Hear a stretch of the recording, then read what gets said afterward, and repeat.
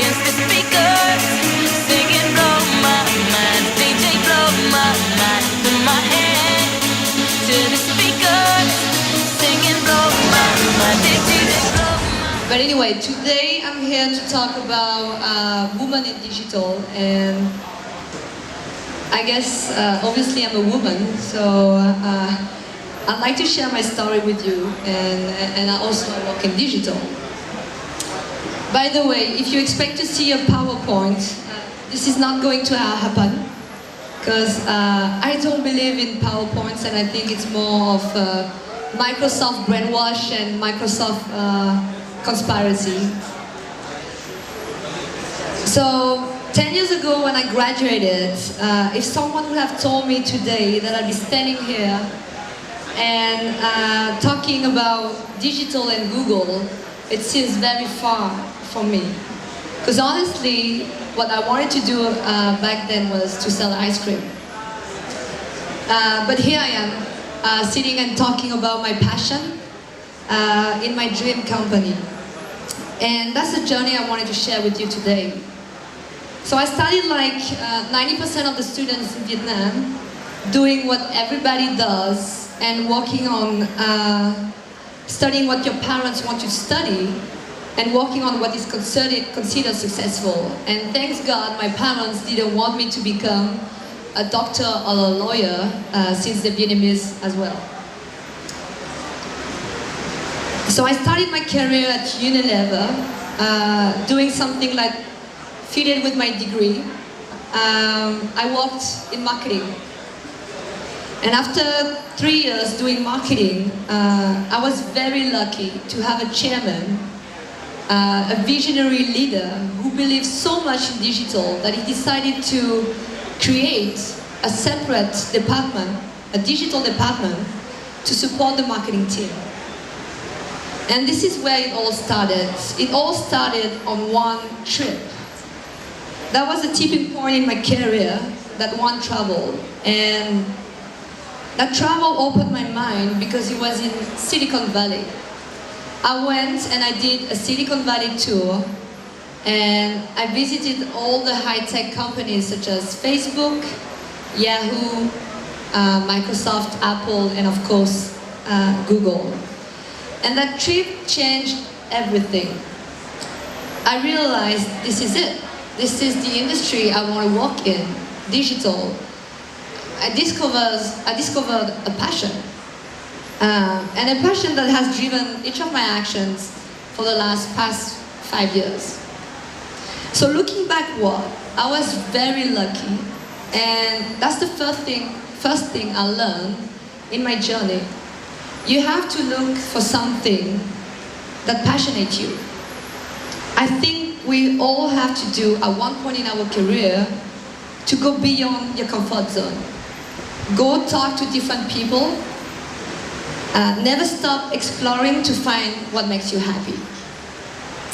And when you think about it, the easiest thing for me was to stay at Unilever, driving digital for the #1 client here in Vietnam. But what I realized staying there, it wouldn't allow me, due to the ecosystem in place, to be an expert on it. So I decided to do something bold, something that scared me because it took me out of my comfort zone. Something that I knew was going to be painful, but the right thing at the long term. I moved from being the queen client to a slave agency. So I joined Publicis Group and I set up Performix in Vietnam. And this is the second principle that I'm trying to apply every day in my life, which is get out of your comfort zone. Get out.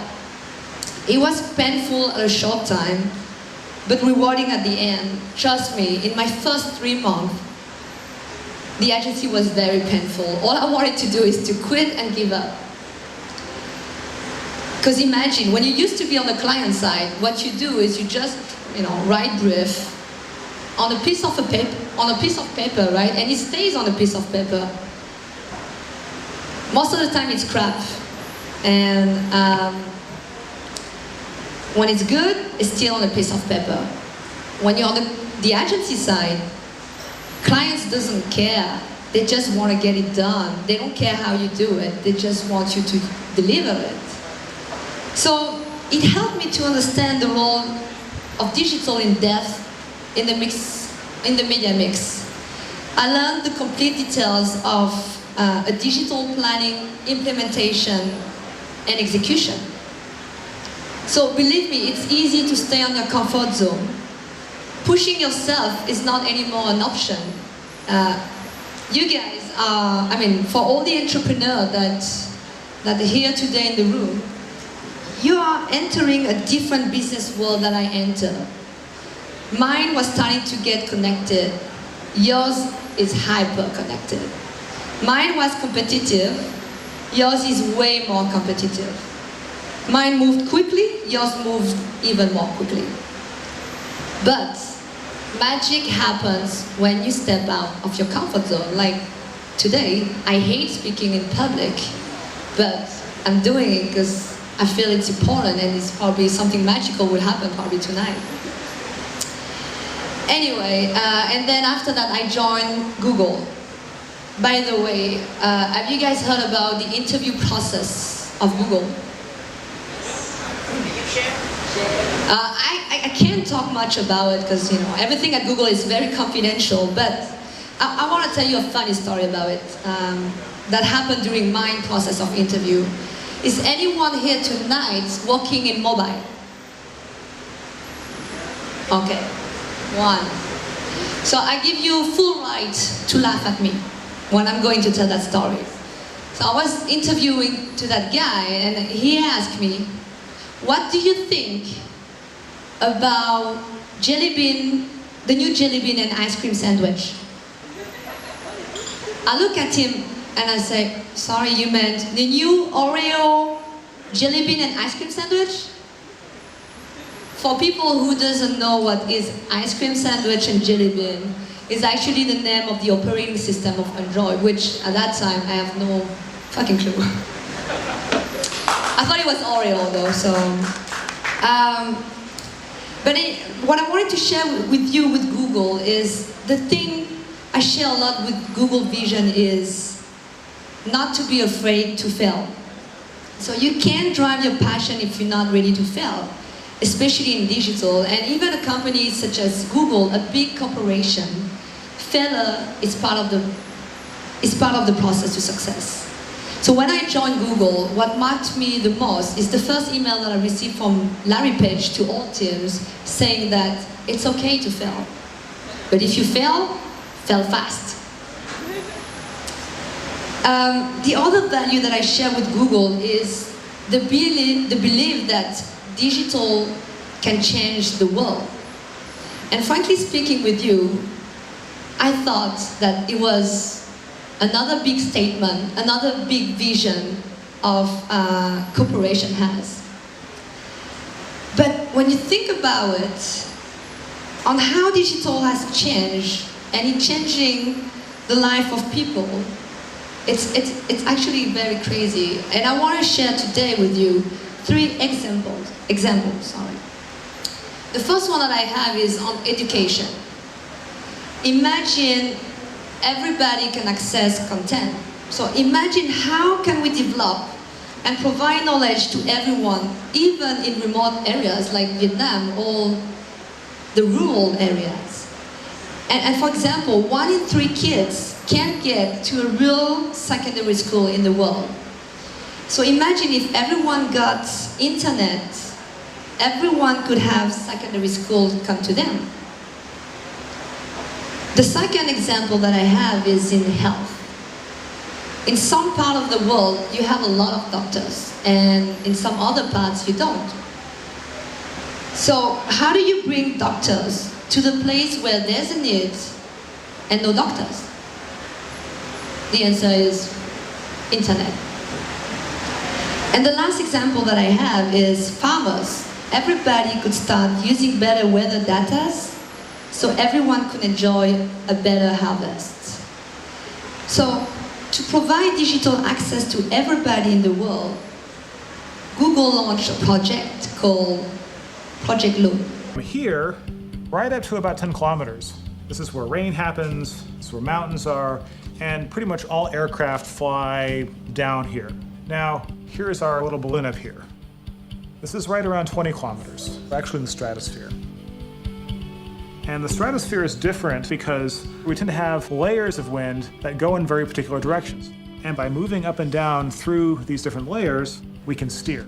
So by catching the right wind, we can keep the balloons together enough to give good coverage on the ground. We can sail with the winds and shape the waves and patterns of these balloons so that when one balloon leaves, another balloon is set to take its place.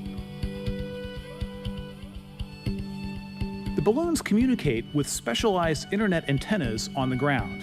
So this antenna here points up at the sky and talks to this balloon.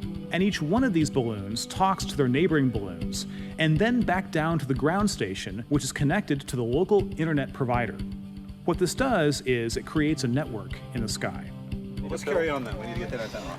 We've designed our radios and antennas specifically to receive signals from Project Loon only in order to achieve the high bandwidth over long distances involved.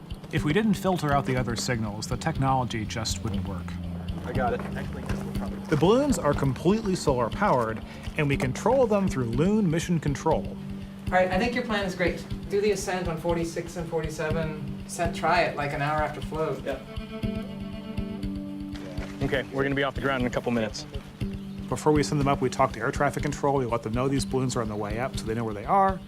And before they come down, we also talk to air traffic control. And they're on a different one now. We can direct them to land in various collection points around the world in order to reuse and recycle their parts. Now, we have some ability to steer in general. However, in the stratosphere, most of the time, the winds actually flow from west to east. Because the winds generally circulate this way, we typically will have bands of our balloons that will be around the world at different latitudes. So if the balloons are circling around the bottom half of the world, eventually the balloon that's over South Africa will pass over South America. 1, 2, 3. Woo!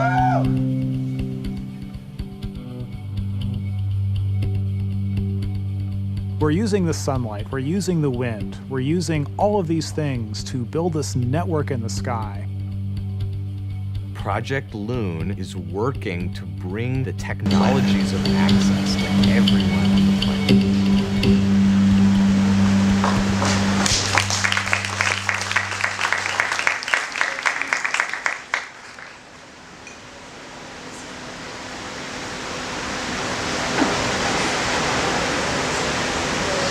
This is why I love Google. We can change the world. I'm here today also to talk about digital and women. Right? So let me talk about women. When you think of woman, you're not necessarily thinking or associating it with technology or engineer or even geek. But at Google, women are the key driver of the development of technologies. I will show you another video right now called Google Makers, but have you guys known that one of the algorithms written for search was written by a woman? So let me show you videos of those women who are actually changing the world every day at Google. My dad was a NASA engineer, so he brought us for a tour. It's hard when you're young, when you're a teenager. There's a lot of peer pressure to conform. There is a certain stigmatism to being a woman in technology. It doesn't seem to be something that you do. I didn't want to be stuck at my desk, programming on a computer, 8-10 hours a day, every day for the rest of my life. It's just not how I saw myself. But so much of it is also collaborating with other people and brainstorming and problem solving. It's working as a team. It's building things together. It always feels like play. It doesn't feel like work. I'm always surprised that there are not more women going into tech because I think it's growing and there are just lots of opportunities. There is no roadblocks, being a woman in technology. There were a lot of naysayers. They're like, don't do that. You're never going to be successful. And so one of the things I learned very quickly is you've got to stay focused and you just have to believe in yourself and just make it happen. I come into work every day excited about the challenges and the possibilities. It's incredibly satisfying to know that you're doing something that has that type of impact and that type of reach. You really feel like you're doing something that's helpful and that's making a difference. I'm able to create something that most universities in the world use. How impactful is that? 5 million businesses use the products that I've been working on. Every time you type in a query, you're using my code, and that means that I'm reaching billions of people a day. You see the impact every single day on real people and your friends and your family, and that's just magical.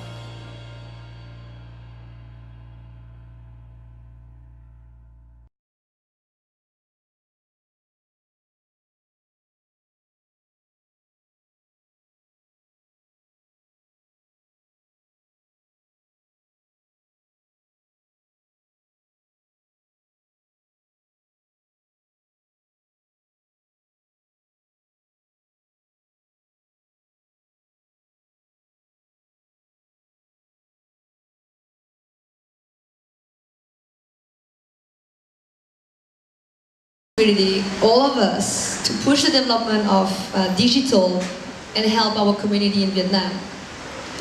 In summary, if I have a message to pass tonight, is to all the entrepreneurs or the people who doesn't know, much about digital, find your passion, step out of your comfort zone, don't be afraid to fail, and dream about changing the world, especially in Vietnam. Thank you, everyone. Sorry, one last thing. If anyone wants to keep in touch with me, let's keep in touch on G+, not Facebook like he is having to. On G+, and since we're public now, it's okay to click on an ad or two. Thank you, guys. All right, thanks so much.